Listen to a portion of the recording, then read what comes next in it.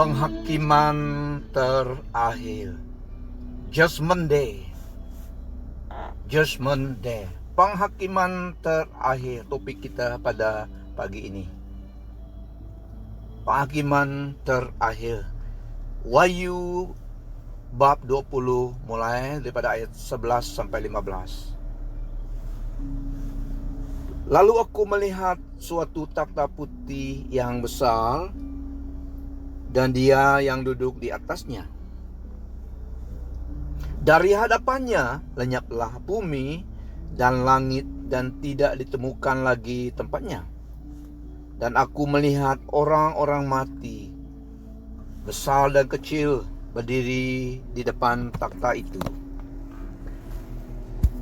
Lalu dibuka semua kitab, dan dibuka juga sebuah kitab lain, yaitu kitab kehidupan. Dan orang-orang mati dihakimi menurut perbuatan mereka, berdasarkan apa yang ada tertulis di dalam kitab-kitab itu. Maka laut menyerahkan orang-orang mati yang ada di dalamnya, dan maut dan kerajaan maut menyerahkan orang-orang mati yang ada di dalamnya, dan mereka dihakimi masing-masing menurut perbuatannya. Lalu maut dan kerajaan maut itu dilemparkanlah ke dalam lautan api. Itulah kematian yang kedua, lautan api. Dan setiap orang yang tidak ditemukan namanya tertulis di dalam kitab kehidupan itu, ia dilemparkan ke dalam lautan api itu. Penghakiman terakhir. Bapak Ibu Saudari, kita lihat di dalam Wahyu 20 ini adalah penghakiman terakhir, Judgment Day. Dan sebelum itu di dalam Alkitab ada juga mengatakan takhta pengadilan Kristus, Judgment Seat of Christ, takhta pengadilan Kristus.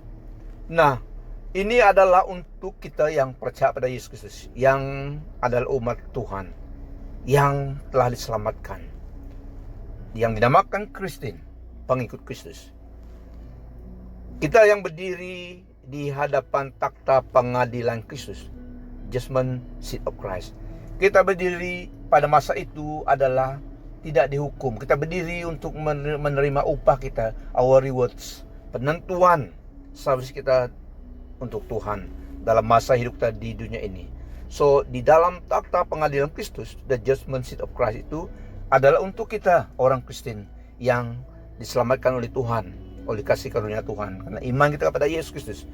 Nah, masa takhta pengadilan Kristus ini adalah untuk kita menerima upah daripada Tuhan.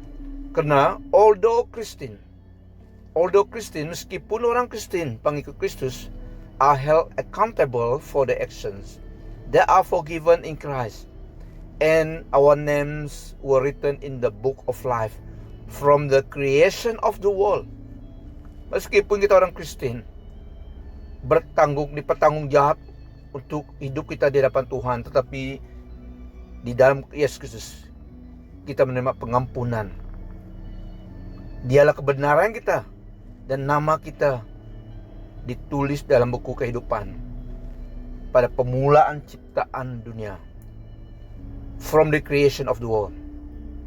Nah, kita yang selamat, kita yang telah diselamat oleh Tuhan, kita yang present at the Judgment Seat of Christ, for rewards depending on our service for Christ. Seperti dalam 2 Korintus 5 ayat 10, sebab kita semua harus menghadap takhta pengadilan Kristus, supaya setiap orang memperoleh apa yang patut diterimanya sesuai dengan yang dilakukannya dalam hidupnya ini, baik ataupun jahat. 1 Korintus 3 ayat 14-15. Jika pekerjaan yang dibangun seseorang tahan uji, ia akan mendapat upah. Jika pekerjaannya terbakar, ia akan menderita kerugian, tetapi ia sendiri akan diselamatkan, tetapi seperti dari dalam api. The safe are present at the judgment seat of Christ for rewards depending on the services to God. Tetapi takhta the Great White Throne ini, takhta putih ini adalah untuk orang yang tidak selamat. Kita akan lihat fakta tentang the Great White Throne Judgment ini. Fakta tentang takhta putih ini adalah penghakiman untuk orang yang pernah hidup di dunia ini yang tidak selamat, yaitu yang di luar Kristus. For everyone who died without knowing Jesus as Lord and Savior. Yang kedua, every person's life will be measured against God's perfect standard of holiness. Nah, standard untuk menilai itu adalah kesempurnaan Allah, kekudusan Allah.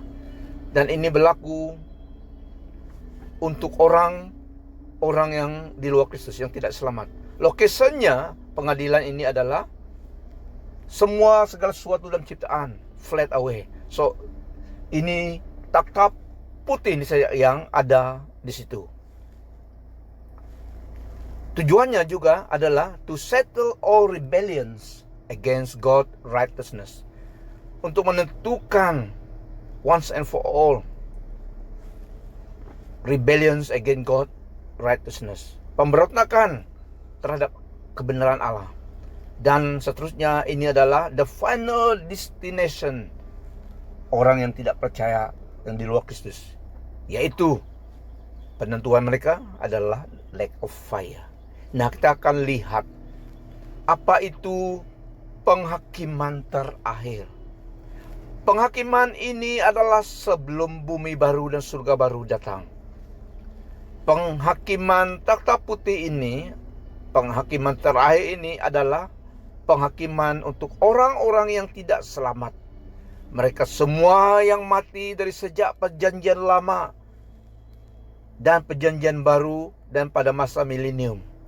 Dan setelah iblis dibuang ke dalam lautan api di mana binatang dan nabi palsu itu telah dibuang. Dari ayat 11. Lalu aku melihat suatu takhta putih yang besar dan Dia yang duduk di atasnya. Dari hadapannya lenyaplah bumi dan langit dan tidak ditemukan lagi tempatnya. Dan aku melihat orang-orang mati besar dan kecil berdiri di depan takhta itu. Besar dan kecil juga refer kepada status mereka. Status mereka, orang kenamaan dan orang biasa waktu di dunia ini. Mereka semua berdiri di depan takhta itu. Lalu dibuka semua kitab. Dan dibuka juga sebuah kitab lain, yaitu kitab kehidupan. Dan orang-orang mati dihakimi menurut perbuatan mereka berdasarkan apa yang ada tertulis di dalam kitab-kitab itu. Maka laut menyerahkan orang-orang mati yang ada di dalamnya, dan maut dan kerajaan maut menyerahkan orang-orang mati yang ada di dalamnya, dan mereka dihakimi masing-masing menurut perbuatannya. Seterusnya, apa ini penghakiman terakhir? Kita lihat skenario-nya. Penghakiman ini adalah untuk semua orang yang tidak selamat karena menolak anugerah Tuhan untuk menyelamatkan mereka, dan tidak mau bertobat dari dosa, dari pemberontakan mereka. Mereka memilih untuk ikut kehendak hati mereka sendiri dan tidak mau ikut jalan Tuhan.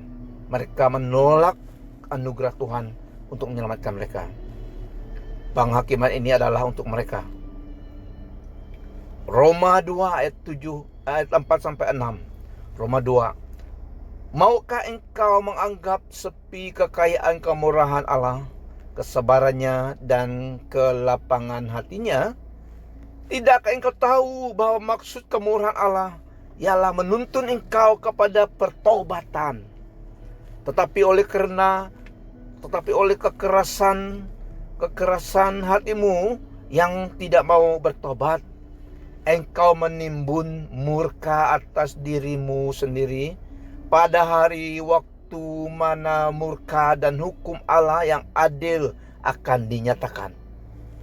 Ia akan membalas setiap orang menurut perbuatannya. Seperti orang ateis, yaitu orang yang tidak percaya kepada Tuhan, orang yang tidak percaya bahwa ada Allah, yaitu orang ateis, orang yang tidak mempedulikan Tuhan dan kebenaran Tuhan, kelaliman, kefasikan manusia. Allah akan membalas setiap orang menurut perbuatannya. Roma 1 ayat 18-20 juga. Sebab murka Allah nyata dari surga atas segala kefasikan dan kelaliman, wickedness manusia yang menindas kebenaran dengan kelaliman.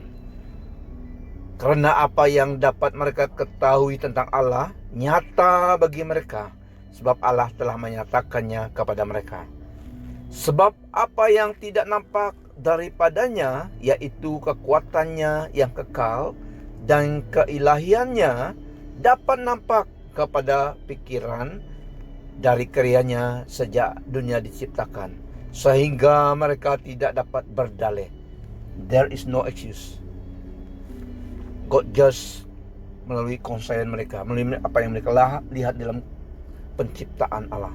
Tujuan pengadilan ini, tujuannya kenapa penghakiman ini diadakan untuk melenyapkan segala persoalan dan membuktikan keadilan dari Tuhan, di mana mereka yang mengandalkan diri dalam nama melayani Tuhan, tapi yang sebenarnya tidak. Bukan Tuhan dan bukan tujuan Tuhan dan bukan untuk kemuliaan nama Tuhan. Meskipun mereka melakukan nama pelayanan yang mereka lakukan itu pelayanan Tuhan, tapi sebenarnya bukan Tuhan yang mereka layani. So ini juga tujuannya, harus ada penghakiman terakhir ini. Seperti dalam Matius 7 ayat 21, bukan setiap orang yang berseru kepadaku Tuhan, Tuhan akan masuk ke dalam kerajaan surga, melainkan dia yang melakukan kehendak Bapakku yang di surga. Pada hari terakhir, banyak orang akan berseru kepadaku, Tuhan, Tuhan, bukankah kami bernubuat demi namamu dan mengusir setan demi namamu dan mengadakan banyak mujizat demi namamu juga? Tuhan Yesus menjawab, pada waktu itulah aku akan berterus terang kepada mereka dan berkata, aku tidak pernah mengenal engkau. Nyalah daripadaku kamu sekalian pembuat kejahatan. Nah, ini sebagian tujuannya penghakiman ini diadakan, untuk melenyapkan segala persoalan dan membuktikan keadilan Tuhan. Apa tujuan seterusnya? Dilanjutkan, apa tujuan penghakiman terakhir ini?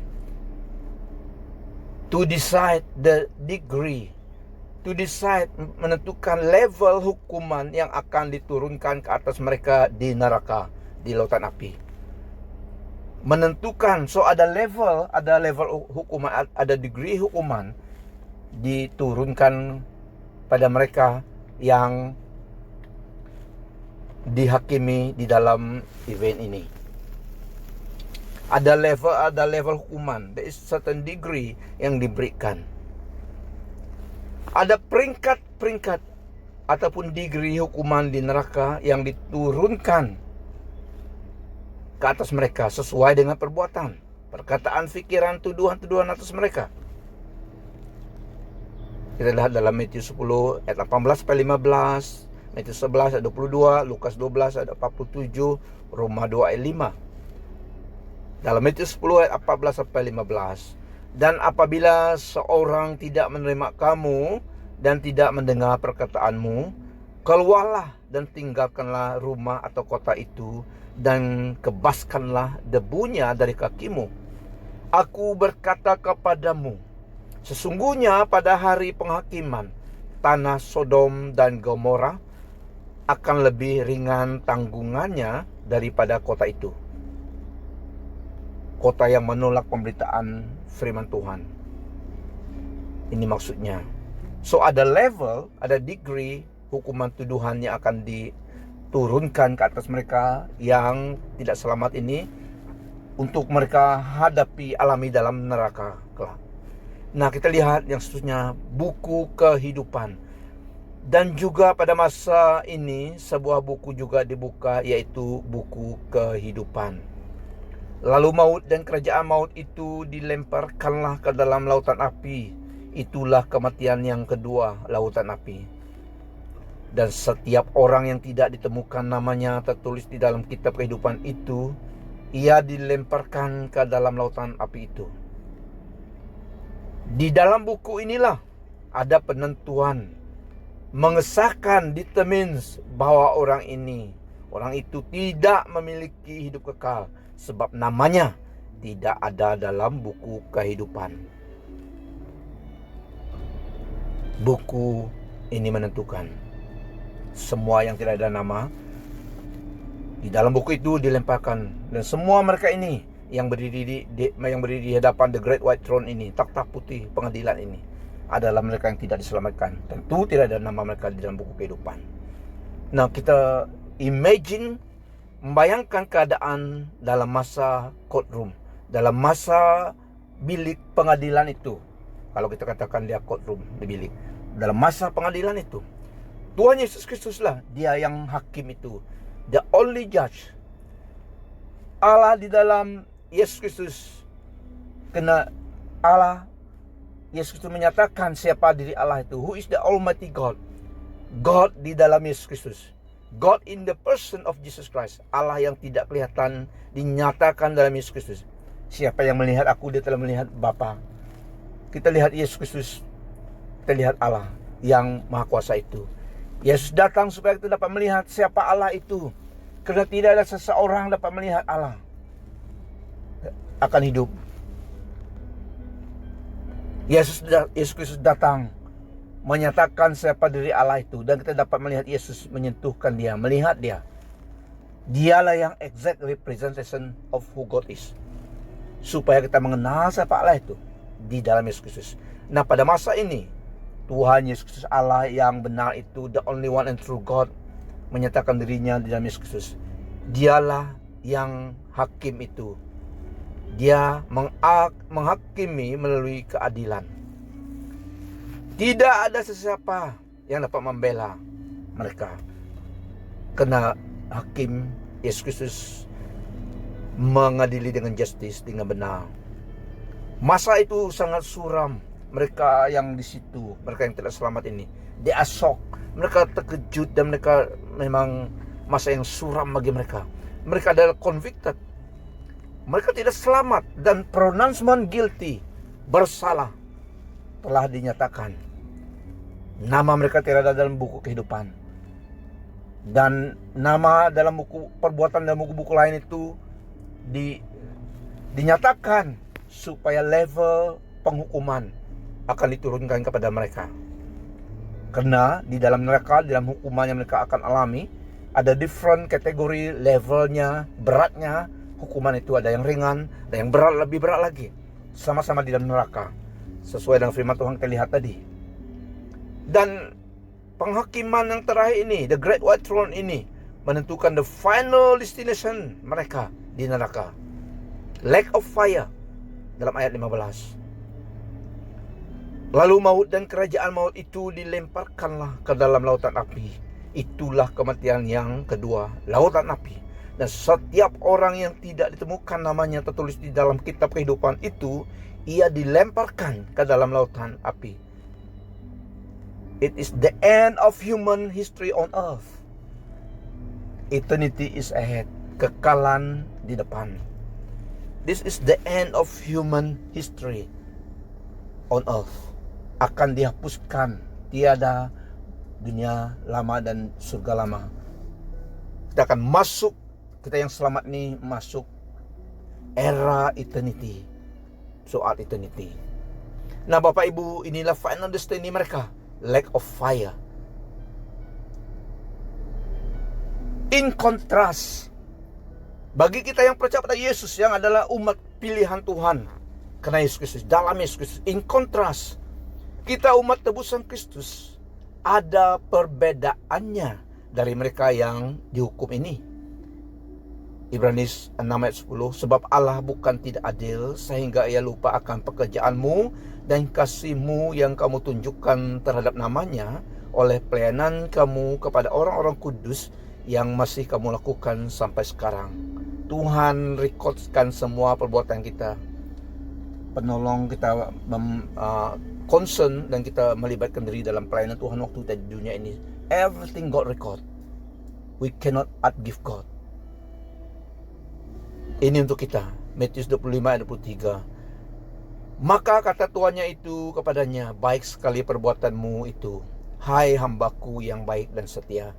Engkau telah setia memikul tanggung jawab dalam perkara yang kecil. Aku akan memberikan kepadamu tanggung jawab dalam perkara yang besar.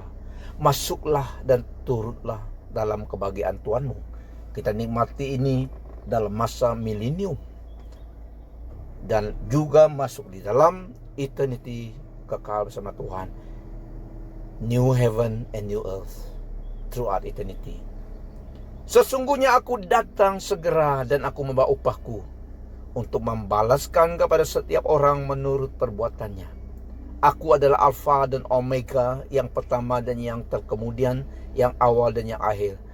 Berbahagialah mereka yang membasuh jubahnya. Mereka akan memperoleh hak atas pohon-pohon kehidupan dan masuk melalui pintu-pintu gerbang ke dalam kota itu.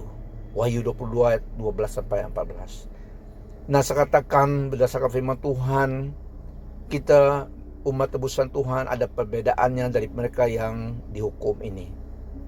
Malakai 3 ayat 16-18. Beginilah berbicara satu sama yang lain orang-orang yang takut akan Tuhan. The safe discuss with one another. Beginilah berbicara satu sama lain orang-orang yang takut akan Tuhan. Tuhan memperhatikan. Tuhan record, book of memory. Tuhan record perbuatan mereka ini. Tuhan memperhatikan dan mendengarnya perbuatan mereka itu. Sebuah kitab peringatan ditulis di hadapannya bagi orang-orang yang takut akan Tuhan dan bagi orang-orang yang menghormati namanya. Mereka akan menjadi milik kesayanganku sendiri, firman Tuhan semesta alam, pada hari yang kusiapkan. Mereka akan menjadi milik kesayanganku sendiri, firman Tuhan semesta alam, pada hari yang kusiapkan. Aku akan mengasihani mereka sama seperti seorang. Aku akan mengasihani mereka sama seperti seseorang menyayangi anaknya yang melayani dia. Maka kamu akan melihat kembali perbedaan antara orang benar dan orang fasik, antara orang yang beribadah kepada Allah dan orang yang tidak beribadah kepadanya. Janji Tuhan Yesus Kristus kepada kita juga, umat tebusannya. Yohanes 10:19-20. Sesungguhnya aku telah memberikan kuasa kepada kamu untuk menginjak ular dan kalajengking, dan kuasa untuk mengalahkan kekuatan musuh, sehingga tidak ada yang akan membahayakan kamu. Namun demikian, janganlah bersukacita karena roh jahat itu takluk kepadamu, tetapi bersukacitalah karena namamu ada terdaftar di surga. Haleluya. Demikianlah sekarang tidak ada penghukuman. There is no condemnation bagi mereka yang ada di dalam Kristus Yesus. Roma 8:1, 1 Korintus 1:30-31. Tetapi oleh Dia, oleh Kristus, tetapi oleh Dia kamu berada dalam Yesus. Oleh Allah kita berada dalam Yesus. Penebusan kita di dalam Yesus. Tetapi oleh Dia kamu berada dalam Kristus Yesus, yang oleh Allah telah menjadi hikmat bagi kita, yang membenarkan dan menguduskan dan menebus kita. Yesus adalah kebenaran kita, kekudusan kita, penebusan kita. Karena itu seperti ada tulis, barang siapa yang bermegah, hendaklah ia berbangga dalam Tuhan. Ada perbedaannya umat tebusan Kristus daripada orang yang tidak kenal Tuhan. There is a contrast. Dan Bapak Ibu Saudari yang mendengar, yang melihat, how about you? Bagaimana dengan kamu? Mungkin Anda mendengar message ini dan Roh Kudus menyadari. Jadi mungkin kamu ingin tahu bagaimana saya diselamatkan. supaya nama saya ditulis dalam buku kehidupan dan dielakkan di dalam barisan yang dihukum ini. How to be saved. Recognize you are a sinner and need a savior. Sedarilah dirimu bahwa engkau adalah berdosa di hadapan Tuhan dan memerlukan juru selamat. Dan yang kedua, terima Yesus dalam hidupmu menjadi Tuhan dan juru selamat, yaitu dengan berdoa, meminta bertobat daripada dosamu, meminta pertolongan pengampunan daripada Tuhan. Sepertinya doa ini engkau boleh lafazkan. Tuhan Yesus, engkau boleh mengulangi, repeat after me, say after me, doa ini. Ini caranya diselamatkan, menerima keselamatan daripada Tuhan, menyadari bahwa engkau berdosa di hadapan Tuhan dan memerlukan Yesus sebagai Tuhan dan Juru Selamatmu. Dan harus ada pengakuan dan ada kelafasan ini. Dan dimanapun Bapak Ibu Saudari yang melihat, mendengar, jika engkau belum menerima Yesus menjadi Tuhan dan Juru Selamatmu, inilah doanya. Ulangi doa ini, pasti akan membawa kita dalam doa. Ulangi doa ini untuk kamu. Kita connect dengan Tuhan Yesus yang Juru Selamat. Ulangi doa ini. Tuhan Yesus, saya percaya bahwa Tuhan mati di kayu salib karena dosa saya dan bangkit untuk menjadi juru selamat bagi semua orang yang percaya. Saya sadar bahwa saya orang yang berdosa di hadapan Tuhan. Saya bertobat dan menerima Tuhan dalam hidup saya, menjadi Tuhan dan juru selamat saya sekarang ini. Saya serahkan hidup saya dalam tangan Tuhan. Terima kasih atas pengampunanmu, darahmu, kasih anugerahmu menyelamatkan saya. Saya milik Tuhan selamanya, menjadi anak Allah oleh Yesus Kristus Tuhan. Saya berdoa di dalam nama Tuhan Yesus Kristus. Nah, Bapak Ibu Saudari yang melihat, yang mendengar, jika ini adalah engkau, percayalah dengan iman engkau telah melakukannya, Tuhan mendengar. Dalam Roma 10 ayat 9-10. Sebab jika engkau mengaku dengan mulutmu bahwa Yesus adalah Tuhan dan percaya dalam hatimu bahwa Allah telah membangkitkan dia dari antara orang mati, maka kamu akan diselamatkan. Karena dengan hati orang percaya dan dibenarkan, dan dengan mulut orang mengaku dan diselamatkan.